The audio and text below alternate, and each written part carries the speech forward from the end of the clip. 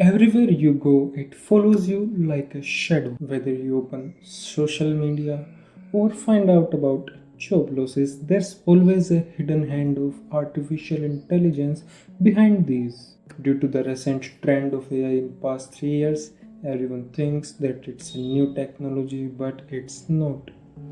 It's a tech more than about 2000 years old. So let's talk about that, as no one is talking about the history of AI. In the past 3 years, the word AI has hit an interest score of 100 out of 100 on Google search. The interest score is a way for Google to search that what term is being used more or what term is being used less. And before that, the interest score for AI on Google search was constantly around 10 out of 100 for past 10 years.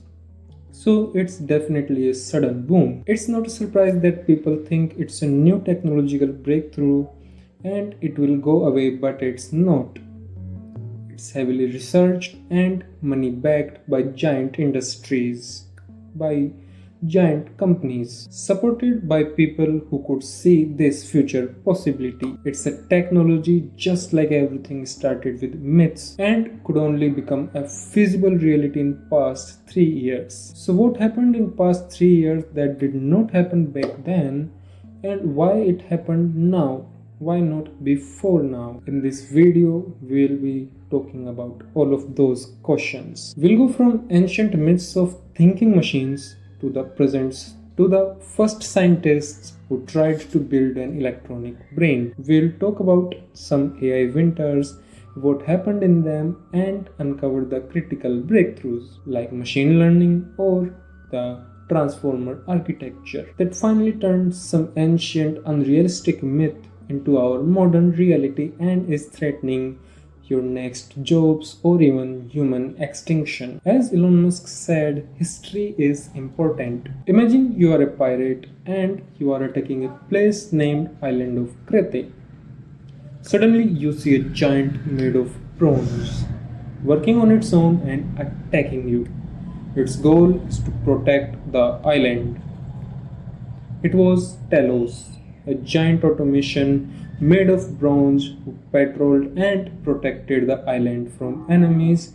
And of course, it's not real, but it's a very famous Greek mythology. It was not alive or made of flesh or skin, but still could work like humans. In Jewish folklore, there was a golem similar to Talos but made of clay and could be made alive by placing a sacred paper in its mouth. These were just products of human imagination. But think about it. People wanted to make artificial humans since a long time.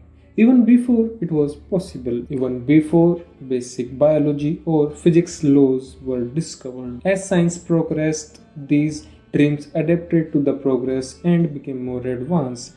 Like in 19th century, these came into the fiction, comic books and stories. From robots to all the way to Iron Man's Jarvis or the Autobots from Transformers or the evil AI that wanted to take over the world, Ultron.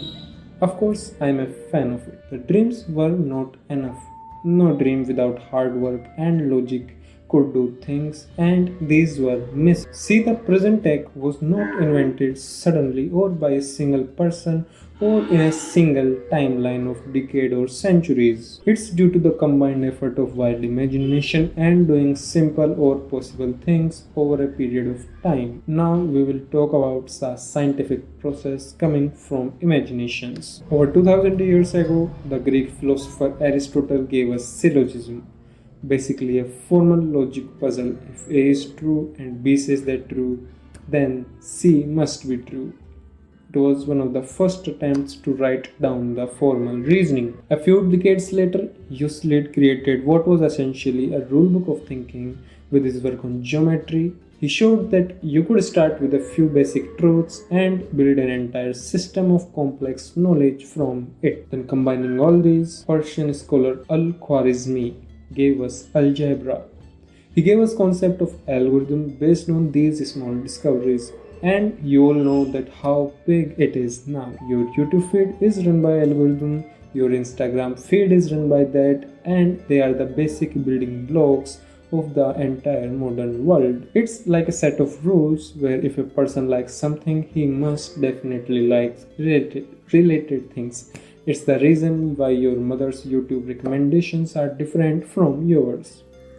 These ancient thinkers gave us the key, the idea that reasoning could be a process, a system. And if thinking is just a system, then maybe, just maybe, it may be done in machines. Then 4000 years, it was all just an idea on paper. We didn't have tools to make it true until 20th century and the invention of computer. Scientists saw the possibility to make it real, and again the progress accelerated. In 1940s, scientists for the first time talked about making artificial neurons, simple circuits designed to mimic human brain. This wasn't just hardware, it was a completely new way of thinking about computation, making computers that would work like a brain. And in 1951, it came from the papers to real life. The first neural network machine, SNARC,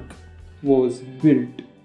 Its creators, Marvin Minsky and Dean Edmonds, used it to stimulate rats running through a maze, and they discovered something astonishing. The simulated rats learned from each other, and if one found a good path, the other would know. It was a very intelligent behavior that they had never seen before. At the same time, Alan Turing published a paper saying that creating machines that can think is possible. But back then there was no particular definition of thinking. To solve this problem, he formed famous Turing test. It was a way to test human capabilities of a machine. If a machine could talk with a person and the person could not understand if it's a machine or a person and could say that the machine was thinking, well, surprise, you have passed the Turing test. Currently, I believe we are very close to it, but no machine has passed it till now. After getting a way to define thinking, thanks to Turing, everyone was trying to build thinking machines. They programmed computers to play checkers, and one program eventually learned to play at an amateur level, one of the earliest uses of machine learning in the world. The momentum was unstoppable.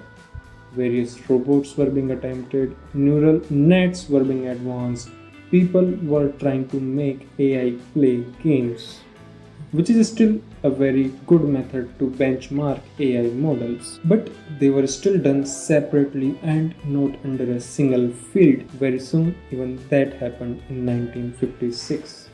At the Dartmouth workshop, a group of brilliant researchers came together and officially coined the term artificial intelligence and made it into a separate field. This was the birth of AI as a real field that you could do. After centuries of breakthroughs and working hard on it, the dream was no longer a myth. It now had a name and working prototypes. After giving the field name of AI, people got highly interested in it and things were progressing at a speed never seen before. Computers began performing tasks that seemed impossible before. They were learning English, proving geometry theorems, and solving algebra. The tasks that they performed were almost impossible to believe, but it was always the goal from the beginning, to do things that seem impossible to normal people. Seeing the progress and not considering the upcoming limitations, the researchers predicted that fully autonomous machines could be built in just next 20 years. A prediction that of course did not came true. There were some things missing like lower costs or enough computational power that stopped it from becoming a truth, which has become recently possible. Scientists still not stopped. They explored various fields related to machine intelligence. While some succeeded, others failed, and eventually all contributed to the bigger future that is shaping the AI as we know of. Some of the important researches were in multiple fields, so we'll talk about them one by one. The first is reasoning. Reasoning relied on algorithms. Programs like maze solving would step by step follow a path and backtrack if it failed, which proved challenging due to large number of possible paths.